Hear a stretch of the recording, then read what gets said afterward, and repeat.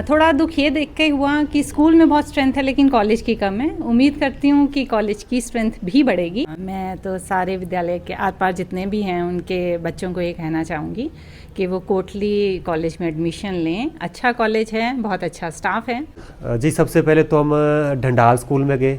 वहाँ जो कार्यरत अध्यापिकाएं हैं उनका बहुत सहयोग रहा। उन्होंने ही हमारे बच्चों के लिए खाने का भी प्रबंध किया था। स्कूल तो बहुत ही साफ थे। थोड़ा मेरा ये जनता से भी आग्रह रहेगा, जो हॉस्पिटल क्षेत्र था, एक दिन हम वहाँ गए थे तो वहाँ मैंने देखा कि डस्टबिन की भी कोई व्यवस्था नहीं है। सैनिक स्कूल के अध्यापकों का भी बहुत सहयोग रहा।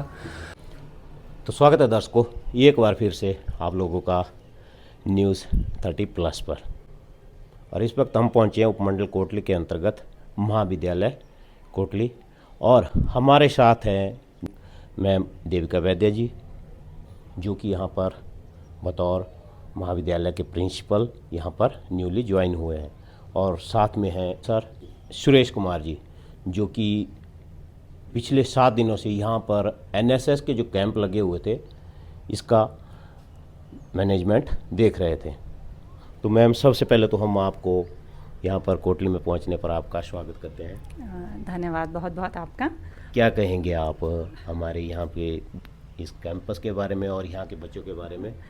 बहुत खूबसूरत कैंपस है और बहुत प्यारे बच्चे हैं। थोड़े से बच्चे हैं लेकिन प्यारे हैं। सब मेहनत बहुत करते हैं। थोड़ा दुख ये देख के हुआ कि स्कूल में बहुत स्ट्रेंथ है लेकिन कॉलेज की कम है। उम्मीद करती हूँ कि कॉलेज की स्ट्रेंथ भी बढ़ेगी। लेकिन जितने बच्चे हैं वो बहुत मेहनत से काम करते हैं। तो अभी जैसे एनएसएस का कैंप चल रहा था 7 दिवसीय, 30 तारीख को शुरू हुआ था, आज उसका समापन समारोह था। तो इन 7 दिनों में बच्चों ने बहुत सारा काम किया। बच्चों ने कॉलेज कैंपस में भी सफाई की। फिर जो हमारे एनएसएस के कोऑर्डिनेटर हैं उन्होंने विभिन्न रिसोर्स पर्सन्स बुलाए थे, उनके साथ इंटरेक्ट किया। कुछ स्कूल्स में गए बच्चे, वहाँ के बच्चों को जागरूक भी किया बहुत सारी चीज़ों के बारे में, कि आगे पढ़ने के बारे में, या कुछ कुरीतियाँ हैं हमारे समाज में उनको कैसे दूर कर सकते हैं और हमारा क्या रोल हो सकता है। बच्चे पढ़ रहे हैं कॉलेज में, तो मैं उम्मीद करती हूँ कि ये बच्चे बाकी समाज को भी पढ़ने के लिए भी उत्साहित करेंगे और जो कुछ बुराइयां हैं समाज की उनको कैसे दूर किया जा सकता है उसके बारे में भी जागरूक करेंगे। तो यही कहना चाहूँगी। अच्छा मैम, थोड़ा सा मैं चाहूँगा कि आप यहाँ की जनता को भी एक मैसेज दे कि जो ये एनएसएस का जो यहाँ पर आयोजन किया जाता है इसका पर्पज़ क्या रहता है और लोगों को कुछ इससे सीख मिले। एनएसएस जैसे कि नेशनल सर्विस स्कीम है। नेशनल सर्विस स्कीम मतलब नेशन के लिए काम करना है बच्चों ने।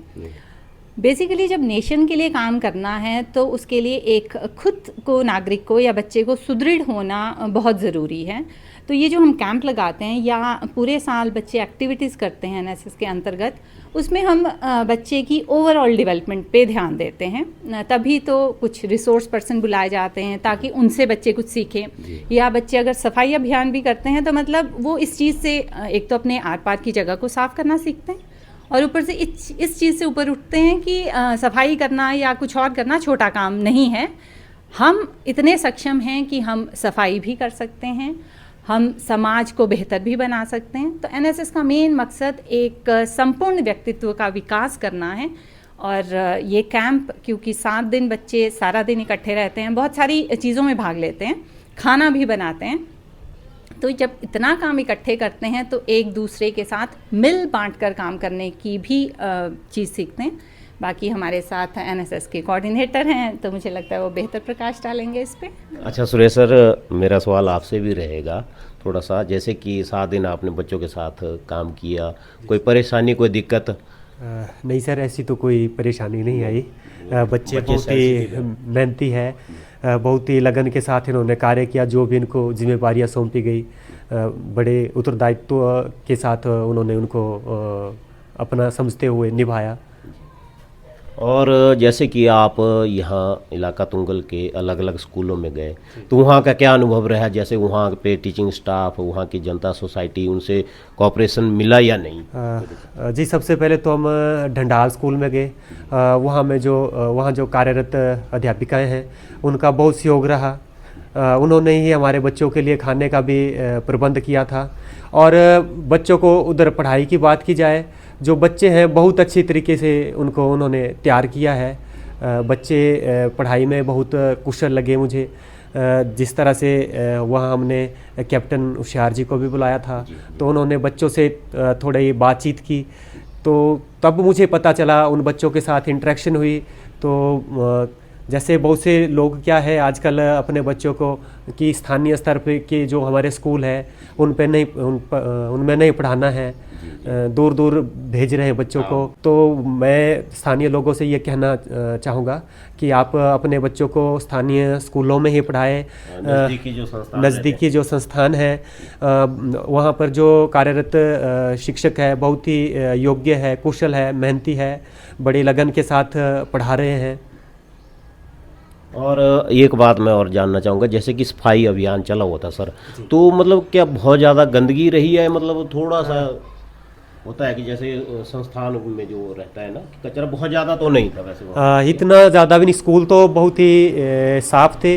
थोड़ा मेरा ये जनता से भी आग्रह रहेगा, जो हॉस्पिटल क्षेत्र था, एक दिन हम वहाँ गए थे तो वहाँ मैंने देखा कि डस्टबिन की भी कोई व्यवस्था नहीं है, और जो रैपर है वो इधर उधर पड़े हुए थे।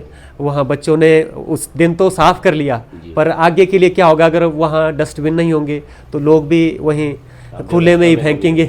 तो मुझे वो थोड़ी व्यवस्था में कमी लगी। वो शायद अंदर तो होंगे, डस्टबिन होंगे, लेकिन जो बाहर कैंपस है, परिसर है, वहाँ कोई भी डस्टबिन नहीं दिखा मुझे। जो प्रशासन है और स्थानीय जो प्रतिनिधि है, यहाँ के जनता के जो प्रतिनिधि है, उनसे भी आग्रह रहेगा कि वो इस विषय में कुछ करें। शहर स्कूल के अध्यापकों का भी बहुत सहयोग रहा, और वहाँ के जो स्थानीय लोग भी आए हुए थे, अभिभावकगण आए हुए थे, वहाँ की एसएमसी, तो उन्होंने भी हमें पूर्ण सहयोग दिया। वहाँ के कैंपस का भी हमने सौंदर्यीकरण किया हमारे वॉलंटियर्स ने। वहाँ जैसे जो कचरा है उसके निपटान के लिए वहाँ गड्ढा था, वो भी खोदा बच्चों ने, और जो झाड़ियाँ वगैरह थी वो भी साफ़ की। जो ग्राउंड था वहाँ थोड़ी सी घास था, तो समतल नहीं था। बच्चे थोड़ा बोलते हैं, मैम ने, वहाँ के जो टीचर थे उन्होंने बोला था कि बच्चों को जब मॉर्निंग असेंबली के लिए खड़े होते हैं तो कई बार गिर जाते हैं, तो वो भी हमारे बच्चों ने वहाँ साफ़ किया। अच्छा मैम, एक सवाल मेरा आपसे भी रहेगा, जैसे कि आपने कहा वाकई में विद्यालय में स्ट्रेंथ काफ़ी ज़्यादा है, लेकिन उसके बाद यहाँ कैंपस में स्ट्रेंथ कम हो जाती है, तो यहाँ के जो नज़दीकी विद्यालय जितने भी हैं उनके बच्चों के लिए आप एक संदेश अगर छोड़ दें तो?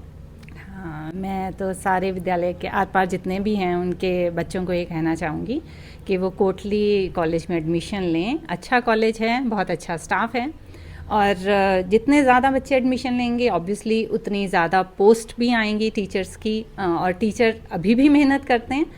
तो अगर ज़्यादा स्ट्रेंथ होगी तो ऑब्वियसली एक टीचर के लिए भी एक इनकरेजमेंट होती है, एक दिखता है उसको कि मुझे इनको पढ़ाना है। और जितने तो उम्मीद करती हूँ कि अगले सेशन में ज़्यादा से ज़्यादा बच्चे इस महाविद्यालय में एडमिशन लेंगे, और सब्जेक्ट भी बढ़ सकते हैं। हाँ, जैसे बिल्कुल सब्जेक्ट बढ़ सकते, अभी नहीं है क्योंकि लिए? हाँ बिल्कुल बढ़ सकते हैं। अभी जो कैंपस बन रहा है इस कॉलेज का, अभी तो स्कूल के परिसर में ही चल रहा है, तो कैंपस बन रहा है, वहाँ तो लैब्स का भी प्रोविज़न है।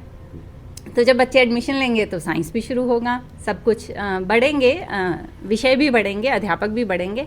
मेन है कि बच्चे एडमिशन लें। कॉलेज में अभी रेमेडियल क्लासेस भी शुरू कर रहे हैं टीचर्स।